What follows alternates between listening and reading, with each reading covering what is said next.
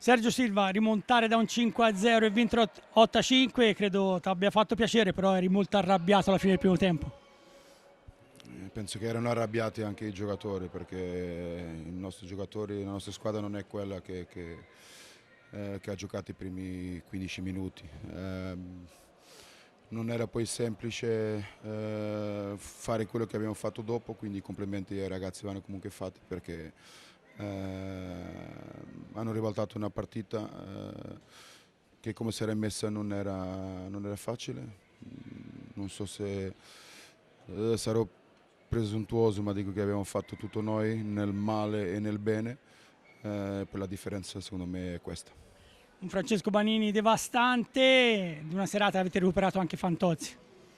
Sì, è stata una settimana un po' non facile da gestire con l'infortunio di Andrea che ha voluto esserci a tutti i costi, con la situazione di Dada che sta per essere padre a momenti e sicuramente penso che sia una cosa normale, naturale che la testa le possa essere da un'altra parte. Hanno voluto esserci tutti. Tutti hanno dato il contributo quando c'era da dare, tante volte bene, lo stesso Francesco, ma penso che oggi abbiamo vinto perché siamo stati una squadra migliore che ha saputo combattere anche contro situazioni che si erano create, secondo me, noi. E ripeto, non era semplice, sono stati bravi, quindi complimenti a tutta la mia squadra.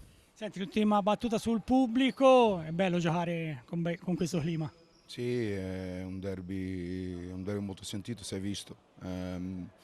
Era importante vincerlo perché il nostro percorso aveva bisogno di questi 3 punti. E poi è anche bello vincere in una cornice del genere. Tanti falonichesi sono venuti oggi qui.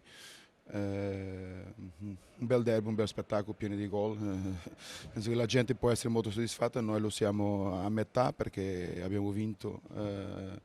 Dico a metà perché abbiamo fatto veramente 15 minuti, non so adesso di preciso, no, non con le nostre qualità migliori e noi Follonica che io so che può essere.